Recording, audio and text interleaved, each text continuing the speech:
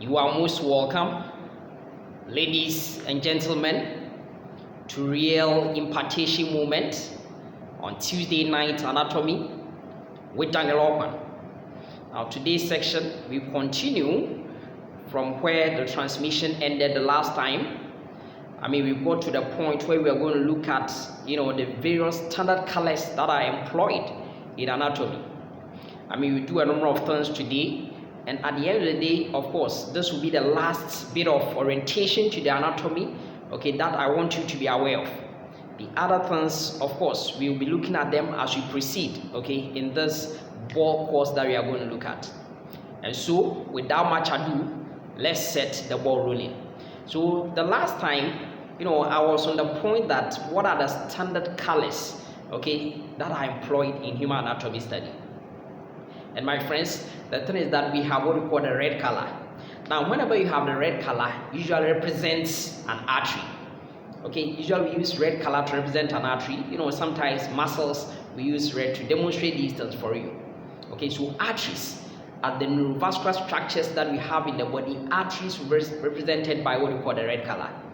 But my friends, we have this kind of artery in intrauterine life, which we call it the umbilical artery. Now, the umbilical artery, because it will be carrying oxygen-poor blood, that is deoxygenated blood. So we have left and right umbilical arteries. Because they will be carrying oxygen-poor blood, then it means that we will not represent them using the red color. Because the red signifies that the thing that is running through it is oxygenated blood that is going through it. And that is why umbilical arteries in intrauterine life, when you see them demonstrated in atlas and what have you, you see that they will be represented with what we call blue color.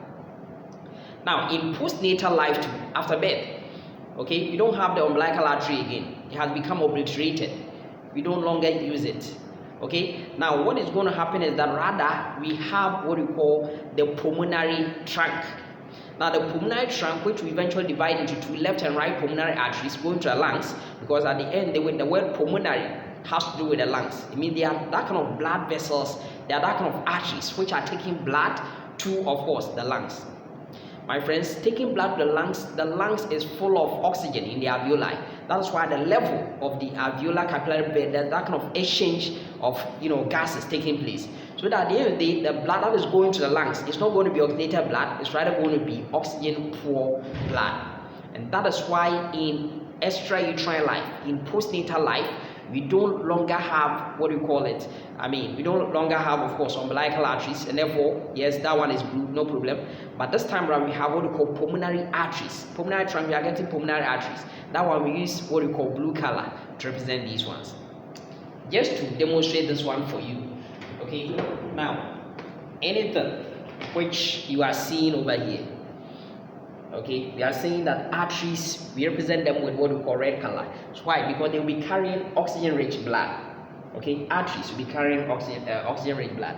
Even small divisions, the ramifications of the arteries, will also be, of course, red. We represent them with red color. Why? Because they will be carrying oxygen-rich blood, oxygenated blood. Now, this is opposite for what we find for the pulmonary, vessels. So the blood vessel that will be going to the lungs, we call them pulmonary, arteries. So from pulmonary trunk, we will be divided into left and right pulmonary arteries to the lungs, which will further give further branches, small ramifications. So the blue ones that you find over here, they are what we call the smaller divisions. Now in anatomy, if you are having an artery, we use the word the branches, the divisions of the arteries, we call them what we call branches of arteries. So the branches of the arteries, will be in blue color. So that's what we see. The blue color ones that you find over here represent what we call the smaller, very small divisions of what we call the pulmonary, arteries. So that is, one thing that I want you to be aware of. Now, apart from that, we also have what we call the veins. Now, veins, we use blue color to represent them. Veins, we use blue color. Why? Because at the end of the day, they will be carrying oxygen-poor blood, deoxygenated blood. That's what they will be carrying, and that's why we use the blue color to represent them. It's as simple as that. So, for instance, but of course, that one too, there's a catch that in intrauterine life, when you were in your mother's womb, initially you were having left and right, umbilical veins, but one gets obliterated very early, so that the only one which will be persistent will be the left umbilical vein. Now, it is this left umbilical vein which we find it at the end of the day. So when you take a transverse section, a cross section through the umbilical cord, the arteries, you'll be seeing two umbilical arteries, which I've told you that they rather be carrying oxygen poor blood. And of course, we will see a single umbilical vein. It's actually the left umbilical vein.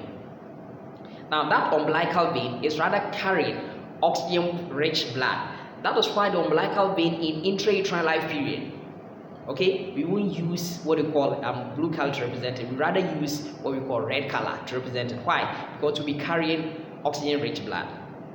However, in extrauterine life, yeah, the same story. This time around, the lungs, okay, the pulmonaries, that's where the discontinuities are. That's where the catches are.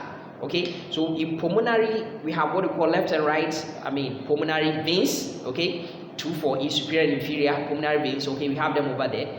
Now, what we have is that they rather be carrying oxygen-rich blood from the lungs, the ventral, of course, to the right atrium of the heart. That's what we see. We will learn about all these things. So, generally, what we are saying is that if it's a vein, then it will be carrying oxygen-poor blood. Now, when we talk about veins, the small divisions of the veins, we don't call them branches, because at the end of the day, there are those smaller ones which will be joined to form the larger one. Is that okay? Unlike the artery, where is the larger one, where is dividing to give us smaller ones, the veins, the smaller ones, which are coming together, okay, to form the larger one. So the confluence of these veins, of these smaller veins, which some will call them venules, okay, will be forming the larger, veins. Okay, so it means that what is happening is that we don't use branches for veins, we rather use tributaries for veins. So there's no way you say I'm having branch of this vein. No, that's not what we say. But that one too, there's a catch. Now, in what we call the liver, there's one big artery over there which we are calling it the hepatic portal vein, which supplies about 75 to 80% of the nutrient-rich blood to the liver. Okay, for various processes before it gets to, of course, the right atrium of the heart through the inferior vena cava for systemic distribution. Okay, so what we are saying is that, unlike what we are saying that yes, veins should rather have what we call it, tributaries. The hepatic portal vein, we eventually divide into left and right, okay, branches. That's some kind of exception that we have over there. Is that okay? But generally, by and large, if we say veins, then veins will be having tributaries. But of course, arteries will be having branches. So just to demonstrate that to you, so I'm saying that anytime you are seeing the blue color, so for instance, this red one is the abdominal aorta, is an artery, the largest artery. This is the inferior vena cava is a vein. That's why you see it in blue color. All these kind of veins, renal veins and what have you, we represent them with blue color. But if you see in the lung tissue that we have over here, those ones that you see they're represented with blue color, they represent what we call the tributaries of course, the pulmonary veins that we are talking about. So anything that you see blue, okay, whether it's subclavian vein, whichever, okay, they are what we call it. We represent them with what we call blue color. That's as simple as that. Now, having talked about veins, now these are the major, okay, that's the vasculature. Now, anytime we are talking about vasculature, we are talking about the arteries and of course the veins. Now, apart from this, now always I say that the heart, okay, whenever it pumps blood, okay, to all parts of the body, now what we are saying is that if it pumps blood, let's say 18 liters of blood in a day, then what happens is that means that they will live through what we call the arterial system, through the arteries. And then they will have to be returned back to, of course, the heart, through the venous system, through the veins. But what is happening is that because of course, gravity, especially to the lower limb, what will happen is that bringing the venous blood back, that's what we call venous return. Sometimes it's a bit delayed. It's not very effective. So that at the end of the day, you have just about 15 liters of that 18 liters that was sent to all parts of the body, okay, returning back to the heart through the venous system. And so how about the 3 liters? The 3 liters, because of generally the high hydrostatic pressure, they get, okay, in between the cells. And there should be a way of retaining these things. That is why God equipped our bodies with also something called lymphatic vessels. Lymphatic vessels. So at the end of the day, they can transport them. Of course, they will be the lymph will be filtered intermittently through something we call the lymph nodes. We will see all these things later. Okay, they will return them back to, of course, the heart.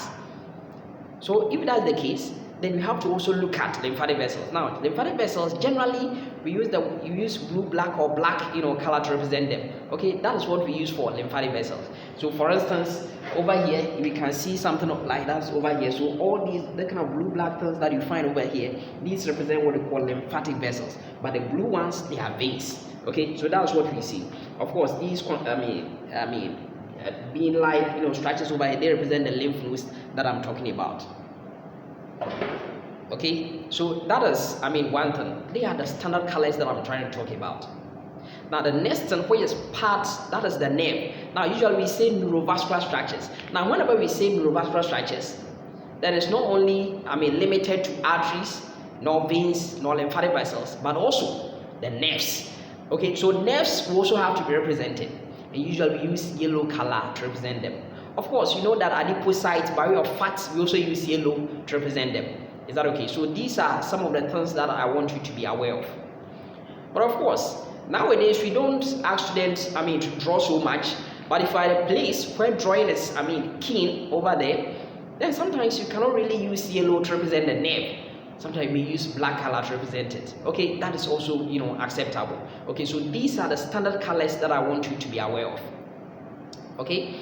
Now, the moment I mention arteries, veins, and what have you, then something comes into mind, and that is what we call anastomosis. Now, in the body, okay, so for instance, if there is a vessel, okay, from the left side, there's a vessel from the right side, then what will happen is that they can meet end to end, or maybe end to side, or even sideways. So that kind of connection between structures, okay, so that they can communicate, is what we are calling anastomosis. Yes. Now, these anastomotic connections, we have several of them in the human body. Now, importantly, they are life-saving. They are life-saving. Why? Because one important thing that they do is that they provide something we call collateral, supply of blood in case there's that kind of blockage elsewhere. What do I mean by that? Now, sometimes you are aware that if someone wants to go for a loan, okay, for instance, from a bank, then what happens is sometimes they want collateral. So that in case you default, okay, in making the payment at the right time, then what will happen is that your collateral, okay, will be used for that payment. So similarly, for instance, just to explain this one to you, there's something in the body, we call it portosystemic anastomosis. We'll be learning about all these things. So for instance, if someone is having portal hypertension, if there's that kind of obstruction somewhere, is there a way that we can supply blood to all these important organs which rely on these things? Yes. Why? Because of the collateral blood supply that they will receive. So that if one is blocked, then another will of course help out. Now let me just demonstrate that to you. Now, for instance, if I have this to be my stomach, okay, assuming this is my stomach that I have over here, then what we are saying is that, for instance, the left, now we have this area, okay, which we are calling it the lesser curve of the stomach, and then over here, the opposite side becomes greater curve of the stomach. Now, what we find is that the blood supply around the lesser curve of the stomach, okay, we have what we call one of them coming from an artery, okay, which we are calling it left gastric artery, and then we also have another one which will be around here. We are calling it right gastric artery. To lesser curve, anything gastric has to do with the stomach. So that's supplying the lesser curve of the stomach. But one thing that we find is that they meet at this point over here, and they form what we call anastomosis. They form that kind of network, that connection over there. Similarly, have some at the greater curve of the stomach by way of the gastroepiploic arteries, left and right. Okay, they also form anastomosis around the greater curve of the stomach. So that at the end of the day, for instance, if there is a block over somewhere, yes, that because of that connection, you will still get some blood reaching this area, collateral supply over there. Okay, so we'll be seeing some of these things whenever we talk about anastomosis. So it's not only blood vessels that we see anastomosis taking place. For instance, it could be ducts. Okay, so for instance, we learn more about this kind of developmental anatomy. For instance, if you learn about the pancreas, realize that the pancreas will have major pancreatic duct, okay, of Wilson. Okay, that's the eponym, and we also have minor pancreatic ducts of Santorini. That's also an eponym. Okay, now because I've mentioned this to you, then let me be quick and tell you something. Now I mentioned Wilson. That's the major pancreatic duct okay, that we have another name for it. We are calling it pancreatic duct of Wilson. If that's the case, then this name, because I began with a capital letter, it was named after someone. Okay, so if you perform any kind of thing, okay, and then you make substantial contribution in this particular area, sometimes names can be given after you, and that is why this guy was given the name West. The major pancreatic duct was named after this guy. These terms, we call them eponymous terms, or eponymous nomenclature. Very important. So you don't say that, simply say, oh, another name for major pancreatic duct is pancreatic duct of Wilson. Be specific with your nomenclature. So we say it is an eponym. So another name for it, instead of saying that, just say that it is eponymous to, of course, this duct of Wilson. Another name like Santorini. Santorini. So I mentioned Santorini. That's the minor pancreatic duct of Santorini. So someone else's name. Okay, pancreatic duct, minor pancreatic or accessory pancreatic duct of Santorini. That's what we have over there. Okay, now during the development, what happened is that these ducts, they came, why? Because there's that kind of anastomosis between something we call the ventral pancreatic duct, okay, and dorsal pancreatic. There was that kind of anastomosis between them. Okay, so that is one thing that I want you to be aware of. We will learn all these kind of developmental things, okay, in our future sessions. The key thing I want to put over there is that anastomosis is not only seen in blood vessels. We also find them in ducts or anything. If there's that kind of connection, that is anastomosis. Okay, that is an important thing. Now, sometimes we are not really talking about anastomosis, but sometimes we hear the word plexus. Plexus. Now, for plexuses, okay, it's a complex network of anastomosis. I will say that complex network that becomes a plexus. And for plexuses, we don't find them in only blood vessels. Importantly, we find them in nerves. So pretty soon we'll be talking about cervical plexus. Okay, we will be talking about brachial plexus. We're talking about lumbar plexus. Okay, lumbosacral plexus. We'll be talking about all these things. Why are they important? Because there's that kind of connection. Okay, connection. So for instance, if you talk about brachial plexus, we have ventral rami of C5, C6, C7, C8, and C1, and they will begin to connect.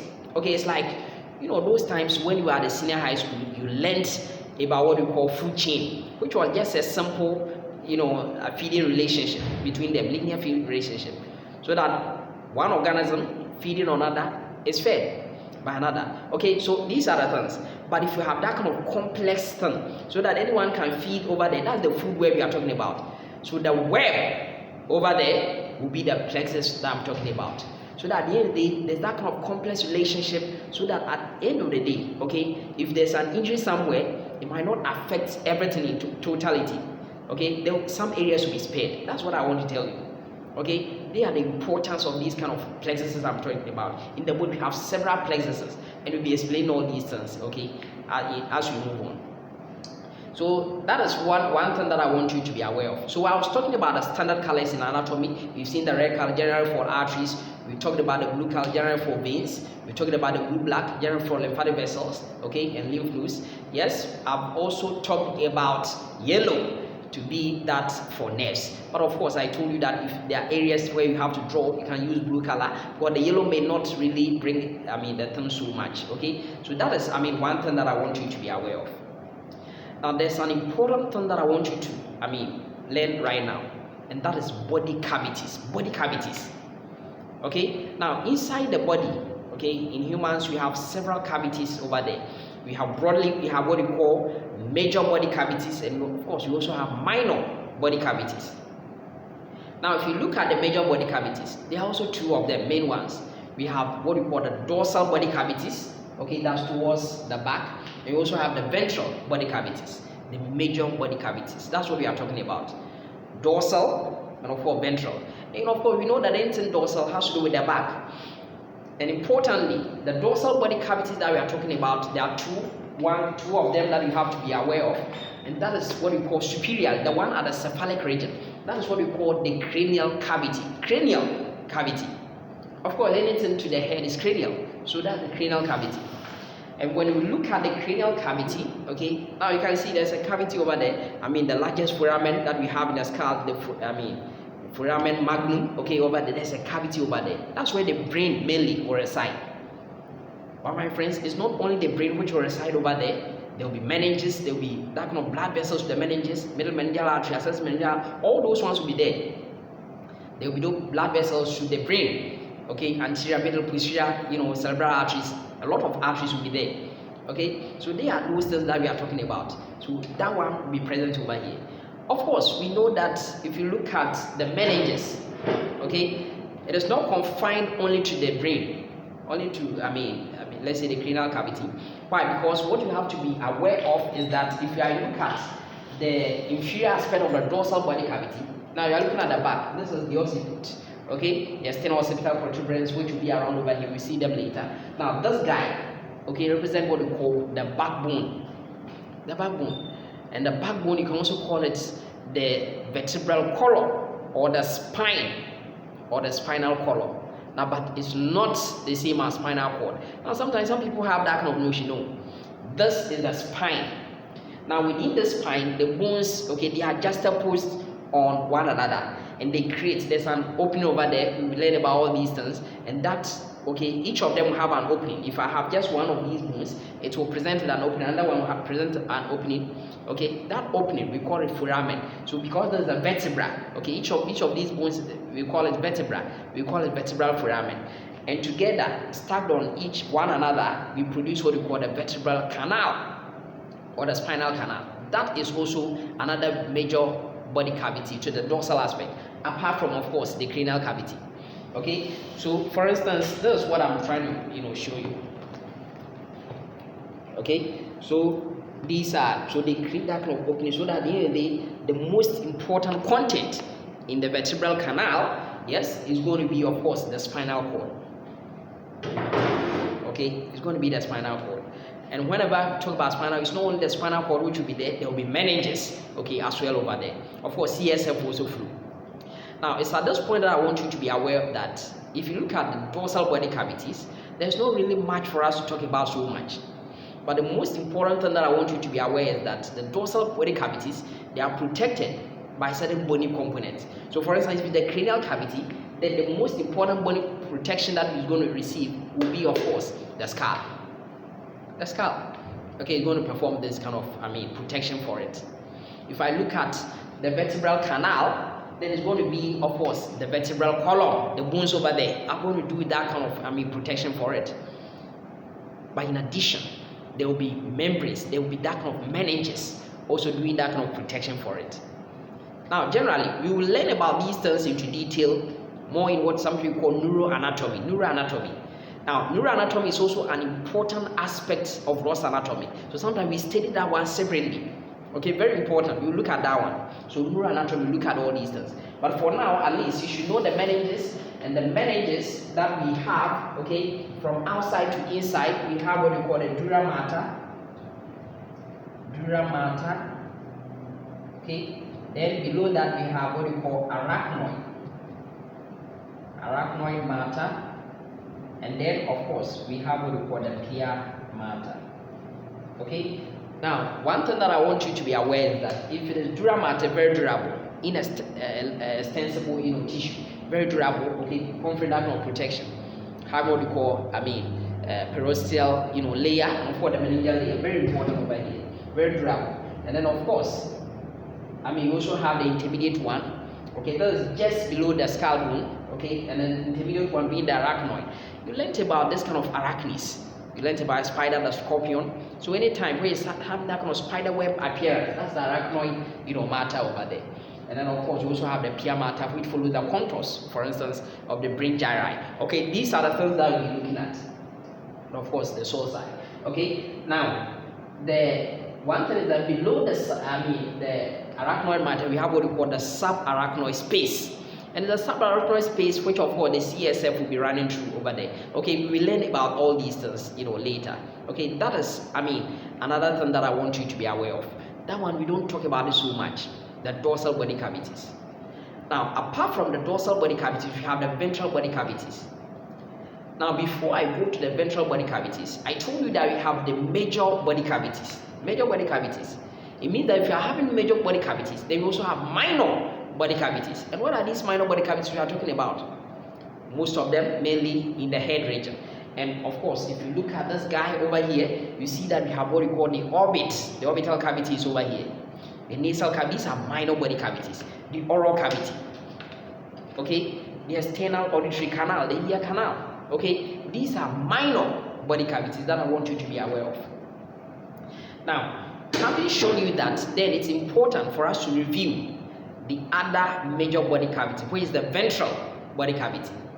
And so when we talk about the ventral body cavities, then we begin from here, that there is this cavity that we find over here, which of course mainly is protected by, of course, the rib cage. We will learn about all these things. And that body cavity that we find over here, of course, the first meeting, in the first orientation, I showed you that anything that relates to the chest, then we use the word thorax. So the thoracic region, that's why the cavity over here will be called thoracic cavity. Thoracic cavity is as simple as the thoracic cavity. Okay, that is one thing that I want you to be aware of. Now, when I'm in the thoracic cavity, one thing I want you to know is that there will be several organs over there. But we are not going to go through all these things. There are lots. Now, I'll be going through them one after the other in our future sessions. But right now, what I want you to be aware of is that there will be the lungs to the sides. The lungs to the sides. The major components that I have in what we call in the thoracic cavity to the sides, laterally. You can see them to the side. Laterally, I'm having this area, these spaces where the lungs, okay, are going to reside. And therefore, I will say that these areas where the lungs are going to reside will be called lung cavities. Or better still, anything related to the lung will be called pulmonary cavities. So I have two left and right pulmonary cavities. Now, anything midway, okay, between the left and right pulmonary cavities, because yes, that's the midway. And in Latin, we use the word mediastinum. So mediastinum over here will be the midway in the thoracic region after the lungs have occupied their area. Of course, we learned something with respect to this guy that we find over here, which we call it the transverse thoracic plane. Okay, we are able to divide, which is of course we call it, the mandibulo-sternal joint, which is related to the angle of Louis. If I take a transverse, section through this area, okay, so that's what I mean, from this area all the way to the backwards, okay, to the level, okay, of one thoracic vertebra, which is T4, T5 vertebra level. Okay, so from this one, which is related to the second, these are costal bone, they are the ribs. Now this is the first rib, this is the second rib. Now the level of the second rib, okay, related to the sternum, there's a junction, this is the mandible of the bone. We'll learn all these, and this is the body of the bone. Okay, this is called the mandibulo-sternal joint, which is related to an angle. I'll explain that angle, we call it the angle of Louis. And then from here, okay, anteriorly, I'm going posterior in a transverse manner, okay, going all the way. And it will be at a level of what we call T4, T5 vertebral level. Now I have this one to be T1, T2, T3, T4, and of course T5. Anything T is thoracic. We are in the thoracic region. So that's the fourth, thoracic vertebra. Okay, and of course the fifth in between them. That is where the plane will run. So if I take an imaginary line over there, then I'm able to, divide this mediastinum into what we call superior mediastinum and of course inferior mediastinum. Now once I get divisions of these ones, yes, the inferior mediastinum to divide them with the help of what we call the pericardium into what we call anterior, middle, and posterior mediastinal areas. But don't worry so much about these things. But what I want you to be aware of that is that, okay, the midpoint over there is what we are calling mediastinum. And the heart, importantly, the heart, where the heart dwells, okay, is in what we call the middle mediastinum. The heart dwells in what we call the middle mediastinum. So this area is where the heart dwells. This is the middle. Now what it means is that anything in front of the heart in this thoracic region becomes the anterior mediastinum, and anything which we are saying is behind where the heart is becomes posterior mediastinum. So for instance, you can see the esophagus is here behind it. Okay, that's what we find over here. You may also see the left and right main bronchi, okay, also divided in the posterior mediastinum. Now anything in front, like the thymic fat, okay, like what we call the, other ligaments, which, and of course, we look at some other blood vessels, okay, by way of the internal thoracic artery, they will also be there, internal thoracic veins. Okay, we are not looking at that one so much. What I am interested in more is that you know the heart is in the middle mediastinum, middle. Anything above where the heart is will be the great vessels around, okay? Other things will also be around. And of course, in front of the heart, we have the anterior mediastinum. Behind where the heart is, we have the posterior mediastinum. Where the heart is well in the middle mediastinum. Okay, so that's enough of that. Now, so we've seen the major things. Now, one thing that we realize is that if I come below, okay, below where I have this guy, below the thoracic cavity, I have this area which we are calling it the abdominal cavity. The abdominal cavity. But we see that there's a sharp boundary, okay, between what we call the thoracic cavity and the abdominal cavity by way of this muscular sheath that we find over here. Very important in breathing movement, and that's your diaphragm. So the diaphragm serves as the physical boundary between, of course, the thoracic cavity and of course the abdominal cavity. Now keep an eye on these things, okay, and then note all these important points down. Now if I'm in the thoracic abdominal cavity, then below, okay, if I come here, this will be the pelvic cavity. My friends, unlike what we saw separating the thoracic cavity from the abdominal cavity, the abdominal cavity and pelvic cavity, there's no physical boundary over there. And that is why most of the time we say that we combine them, the abdominal cavity and the pelvic cavity, as what we call abdominal pelvic cavity. Okay, so that is one important thing that I want you to be aware of. So now the key thing over here which I want you to be aware of is that there are several organs in the abdominal cavity. For instance, I may have the kidneys, okay, the suprarenal glands, that's the adrenal glands. I'll have, for instance, the liver. I have the small intestine. I'll have the large intestine. Okay, now I have some great blood vessels over there by way of the abdominal aorta, by way of the inferior vena cava. They will all be present over there. Okay, now if I look at the pelvic cavity in females, for instance, I'll be having, of course, the ovaries. Okay, now I'll be having what we call the uterus. Okay, will be present. Okay, so there will be other things which we are going to find them in these kind of areas. But the most important thing that I want you to be aware of is that if you are looking at these, organs that we are talking about, some of them now, there's that kind of membrane. Just like we talked about the dorsal body cavities, which are covered by some of these membranes by way of the meninges. Out of the ventral body cavities, there are also some membranes over there. Now, the membranes that we find over there, we call them serous membranes. Serous membranes. Now, the interesting thing is that it's not all the organs which will be able to push through this serous membrane so that they become partially covered by these membranes. Okay, keep an eye on these things that I'm talking about. Not all of them. Some of them will be deficient by the covering of this, serous membrane I'm talking about. But right now, I'm interested in those ones which can be covered by these kind of membranes I'm talking about, whether it's in the thoracic cavity or it's in the abdominal pelvic cavity. And what is this membrane I'm talking about? That is the serous membrane. So please, I want you to be aware of this guy, which I'm going to talk about.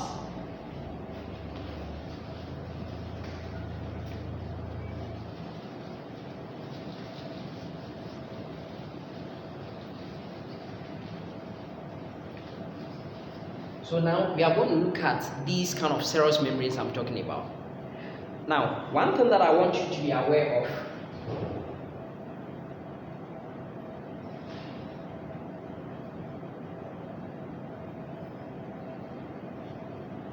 is that, assuming you're going to buy a balloon, okay, you're going to buy a balloon. Now, this balloon, okay, represents what we call the serous membrane. The serous membrane. Now, you inflate it with air. So you are going to inflate it. Okay, blow air into it. So let's say you're going to buy a balloon, you blow air into it. So eventually, this is what I have.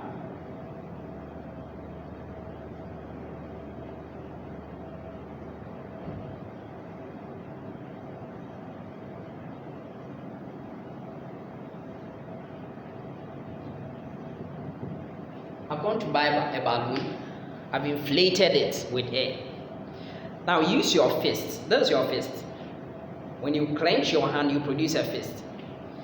Now we are going to use your fist, okay, to push through one side of it. So push through it. Okay, so that's what we are going to do. Now I'm going to push through this. And so for me to push through it, I'll have my fist.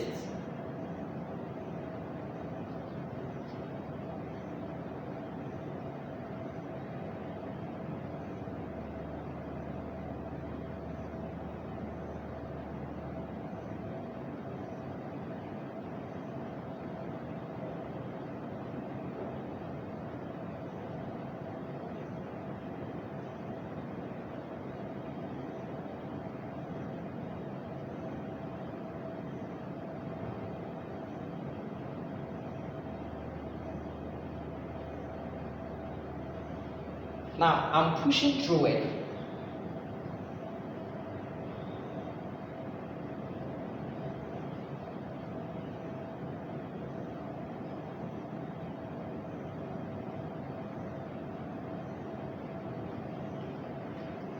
So it means that my balloon will be in a form like this.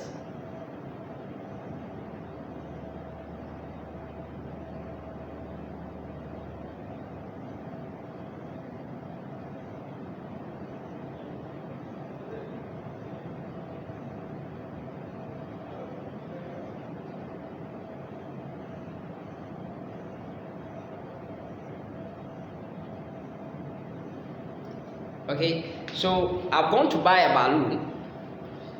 Okay, I've inflated it with air. Now this balloon of mine represents my serous membrane. Okay, so this is the serous membrane I'm talking about.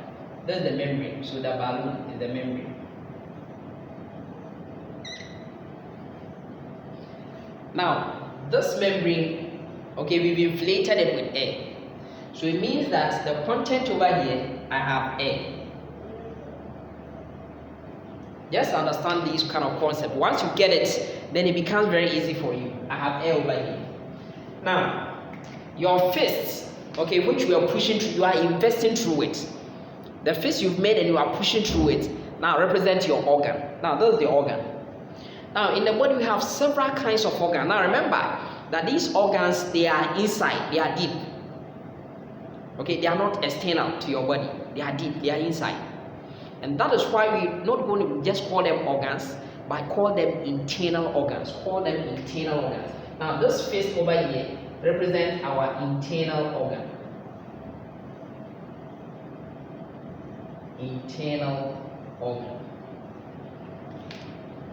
Now, normally, we say that internal organs are also called viscera. That's what usually they say, that internal organs are also called viscera.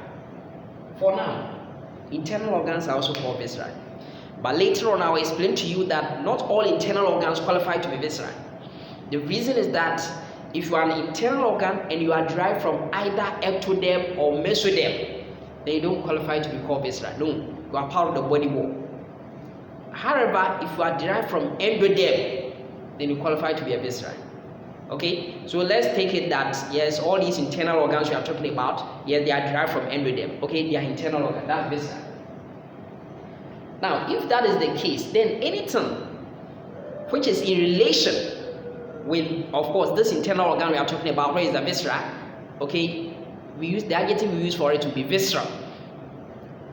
Now, anything which is not intimately in association with the organ, but is in association with the wall, okay, of the cavity in which the organ is found, will be called parietal. We call parietal because the word parietal has to do with wall. Okay, so anytime you hear the word parietal in anatomy, it has to do with wall. Okay, that is as simple as that. So that is what we are going to have. Now, I told you that there is a serous membrane. Now, right now, because the organ is investing through, is pushing through one side of it, that side of the balloon, the membrane, which is in direct contact with the viscera, yes, this time around becomes what we call the, okay, visceral serous membrane. Visceral layer of the serous membrane. Visceral layer of the serous membrane, which you can simply say visceral serosa. Visceral layer of the serous membrane, visceral serosa. Now that portion which is not intimately surrounded, okay, this viscera, okay, which is lining the wall, which is this portion, becomes of course the parietal layer of the serous membrane. So simply you can call it parietal serosa.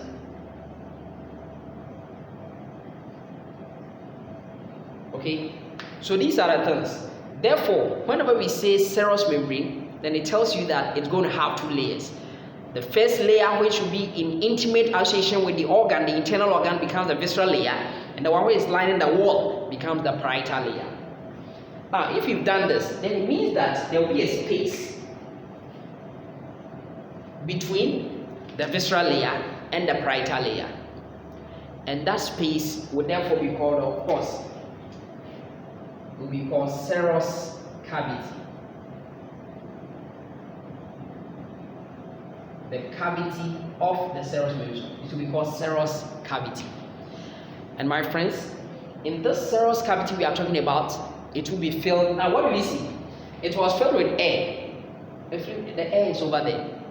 Now, in the living, it's not air where it's going to fill it, but it's going to be some kind of liquid over there.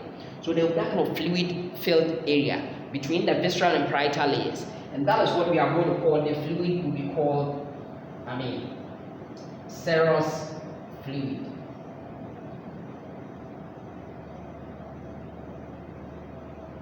So the content of the serous cavity we've generated will be the fluid, serous fluid. Of course, the serous fluid will help, reduce friction and all that. Okay, that's one important function of it. Okay, we call the serous, fluid. Okay, so that is one thing that we have. Now, if you've seen that, then the next thing is, why am I teaching these things? I've told you that there are some organs which are in the thoracic area, in the middle mediastinal area, in the abdominopelvic region, which invest through this kind of membrane we are talking about. These kind of membranes is what we are calling serous membranes. Now we use this balloon and the fist. The balloon is representing our membrane, the air is blown through it, okay, is the cavity which will be generated, and the fist going through it is the viscera. If that's the case, then we transfer the idea that if it has to do with, for instance, the heart, okay, let me start with the heart. The membrane that generally, yes, we are told that the heart is covered by this membrane, which you call it the pericardium. So pericardium. So the heart, if it's the heart, then instead of calling this one the visceral layer of the serous membrane, then rather call it visceral pericardium. Visceral pericardium, as simple as that. So whenever we are talking about serous pericardium, the one which is in intimate association with the viscera, which is the heart, becomes what we call visceral pericardium. If it has to do with the one to the wall of the middle mediastinum, then it's going to be called parietal pericardium. It's as simple as that. The cavity which will be between over there we call pericardial cavity. Over there. You understand? And the fluid which will be run over there we call pericardial fluid. Similarly, if you take something like what we call it, the lungs, the covering membrane is what we call pleura. Okay, it's what we are calling pleura. Pleura. That's for the lungs. The covering membrane is called pleura. Now, if it's called pleura, then it means that the one, if there's the lung, the layer of the serous membrane which is intimate association with the lung, okay, will be called what? Visceral pleura. And then that one which will be like the wall, okay, the pulmonary cavity, the wall of the pulmonary cavities, yes, will be called what we call parietal pleura. And the cavity which will be created, the potential space over there, will be called pleural cavity. The fluid that will be there will be called pleural fluid. You understand some of these things?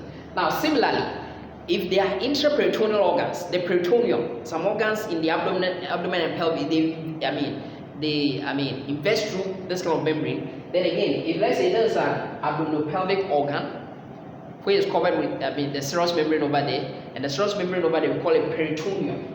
Peritoneum. If it has to do with the heart, we are saying pericardium.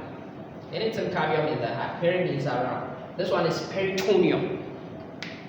And if it is peritoneum, then what we will be seeing is that so for instance, if the stomach, small intestine, okay, by way of the ileum, jejunum, for instance, okay, and I have that organ over here, then what will happen is that the one which is covering the organ intimately will be called what? Visceral peritoneum. And the one which of course will be to the wall where this organ is in will be called parietal peritoneum. The potential space between will be called what? Peritoneal cavity, and the fluid that will be there will be called peritoneal fluid. Now, God has given the fluid, this kind of fluid, there's a limited amount which are supposed to be there. For instance, the peritoneal fluid is supposed to be just about 50 mils. Whenever it goes beyond that, so for instance, someone has an end-stage liver disease or kidney disease or congestive heart failure, then sometimes the fluid may be more. That's what we call ascites. A lot of fluid accumulated in for instance, in the peritoneal cavity. That is what we call ascites. So all these things we are learning, we are not learning them for just mere whatever. We apply all these kind of concepts to the clinical setting. Now, so assuming I ask you a question, that the pericardial cavity, what organ is found there? Yes, answer it for me. Now, one time I asked some students this question, and they told me the heart. No, it's not the heart. Now, you see the fist, it couldn't enter the balloon. It's just the air which is there. Therefore, the cavity, no organ dwells there. So there's no organ in pericardial cavity, in pleural cavity, neither in peritoneal cavity. It's just what we call fluid, which is these kind of serous fluids we are talking about. There's no organ which is going to reside over there. So that is an important, concept that I want you to be aware of. Okay, now having seen these things, now there are certain things, okay, sometimes I find it difficult, okay, to understand. Some people think anatomy is just like cramming, okay, rote learning, a lot of energy to learn. No. There are principles. So I want to tell you that the mathematics that you did at for instance, the senior high school, they are relevant over here. Now, someone will say, how are they going to be relevant over here? They are indeed relevant. Okay, sometimes you have to do some kind of calculations. For instance, you learnt about the small intestine, okay, being made up of duodenum, jejunum, ileum. Usually we are told that ileum is longer than jejunum. Both of them have absorptive, function to absorb nutrients of digestion. But then the question is, why is that?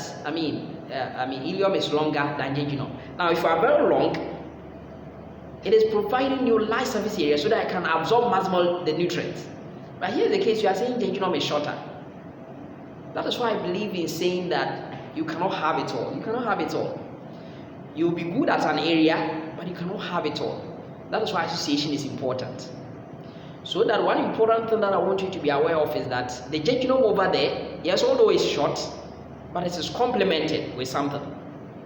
It is having some kind of circular fluids, okay, which are also relevant in increasing surface area for absorption. So one advice that I will give for you is that don't be envious of what someone else is having. God has also given you something else which will complement for your deficiency somewhere. Okay, that is what we see. So the kind of mathematics, okay, they are relevant. Your chemistry, you learn that in, this kind of anatomy we are talking about, especially microscopic anatomy, you apply chemistry. Okay, tissue processing, what have you, the kind of staining reaction we are observing. Is it eosinophilic? Is it basophilic? What are you seeing? Why are you observing these things? They become relevant. Even in physics. Recently, I was teaching some students on something which will be coming to pretty soon.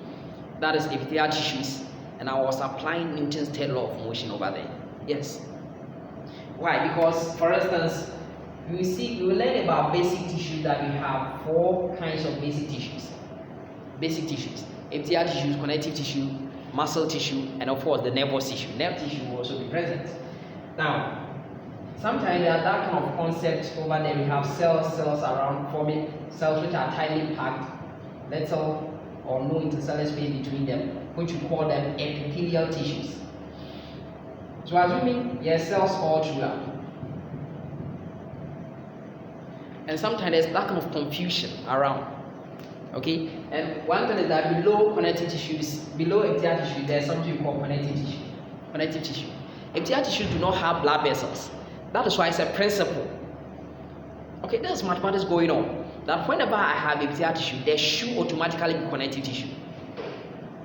Okay, so that because I don't have blood supply, so that this one nourishes it for me via something we call a non-cellular basement membrane between them. Okay, so that is one thing. But we're able to distinguish, okay, between what we call the epithelial tissue, which this one we are calling stratified squamous, whether it is keratinized or non-keratinized, squamous epithelium, whether it's keratinized or non-keratinized, by the fact that you'll be seeing that, okay, the epithelium will be invading the vicinity of the connective tissue. That's something we call epithelial pecs.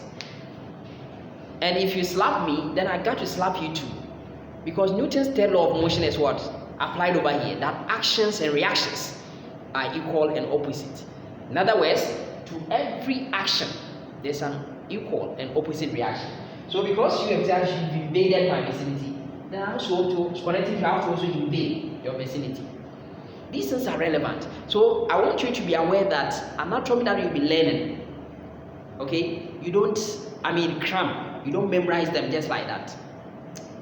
Now there are certain things that I want you to also be aware of, and that is some terms, some basic terms, okay, and then we bring in this class to a close. Now there are some basic terms. Whenever you hear of them, you know what it is. The one word that we talk about is isthmus. Isthmus.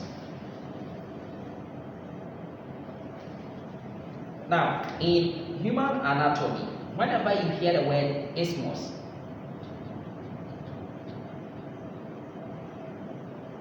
okay, you have an area, we are talking about isthmus. Whenever you hear isthmus, is the narrowest point, the narrowest area.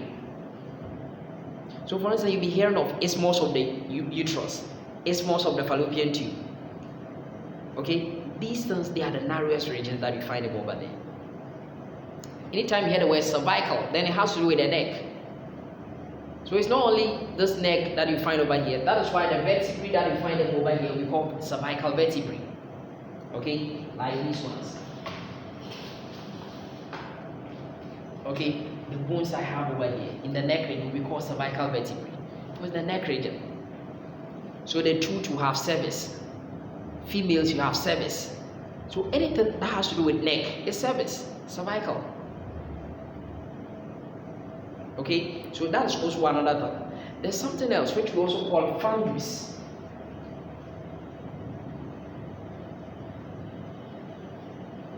Fundus. Now there are some structures, they have fundic areas.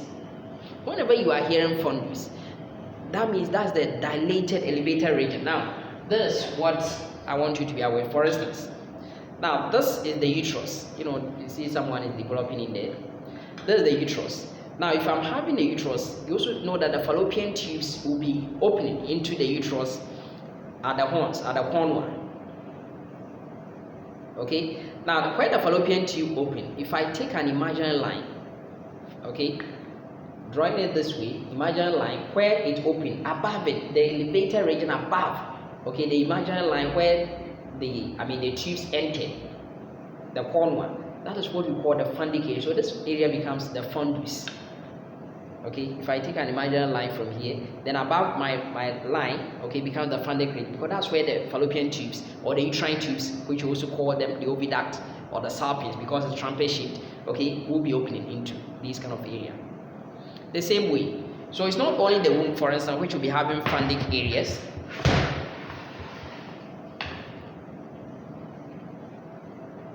Okay, but also, for instance, if you look at this is the esophagus entering the stomach, and where it entered, if I take an imaginary line and draw it across this way, then that portion where it's above my imaginary line becomes the fundic region. That elevated above that kind of horizontal line we've drawn becomes the fundic region. Okay, so these are some terms you should be aware of whenever we say some of these things.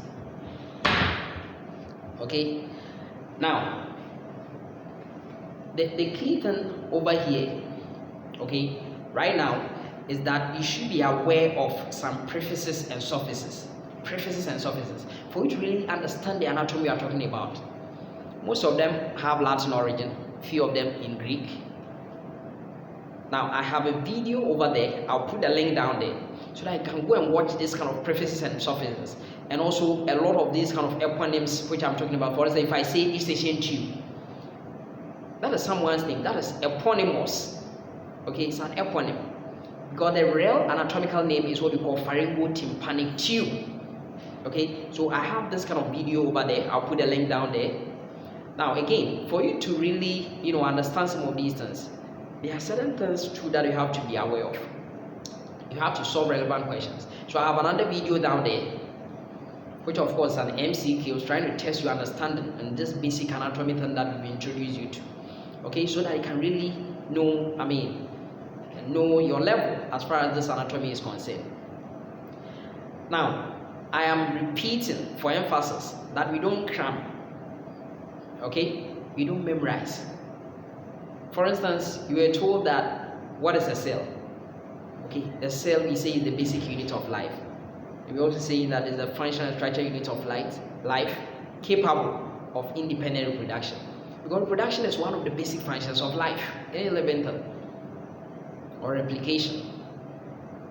Okay, and if you are going through that, then you know that in the multicellular organism, apart from cell, the tissue, if you're going to the higher level, we say that tissues, those ones, they have similar structures, which of course they help to perform particular function. Okay, because then the structure reflects function. Okay, so we talk about similar cells, but that's not the case for organ, because for organ it consists of different tissues. That is why you'll be aware that we'll be talking about basic tissues. We'll be talking about epithelial tissues. We'll be talking about connective tissue. We'll be talking about nervous tissue. Okay, we'll be talking about, of course, the muscle tissue. Okay, these are the things we'll be talking about. Now, sometimes this anatomy you'll be learning, they are not. It's like there's nothing that will not have a problem around. Okay, so there are some kind of misconceptions, and whenever you notice them, okay, they become relevant for you in your studies. Okay, so for instance, sometimes in males we say vas deferens. Anything vas has to be a blood vessel. Initially they thought it was a blood vessel, not knowing it was a duct, and so precisely the name that is embraced now is what is the ductus deferens. It's a ductus deferens. Okay, so that is one thing that I want you to be aware of. Now in females, sometimes we talk about females external uterine sphincter. I've come to appreciate that no, females, you don't have internal uterine sphincter. You have only the external uterine sphincter. So if that is the case, because you don't have the internal, is there a need for us to say external uterine sphincter? No, there's no need, because you don't even have the internal. That is why the correct name should be sphincter urethrae. Okay, so you'll be learning about some of these things. Sometimes we say zygote. Zygote is actually a misnomer, because at the end of the day, if you say something is a zygote, it's unicellular. Okay, it's a single cell. But left and right, the male and female pronuclei, immediately they divide. So usually the zygote is not truly a unicellular organ, although it is totipotent, where it's capable of developing to become new, organism. We have multipotent, okay, cell. It's able to give rise to several of them. Any structure at all, multipotent. You also have pluripotent, a lot of them, but it's limited. You have unipotent, then it means capable of giving rise to just a single thing. But if you are totipotent, you are capable, like the zygote, capable of developing to become a full-blown, organism. Okay, that we're talking about. Now, in the beginning of this, orientation thing, I told you that we have 11 organ systems. 11 organ systems.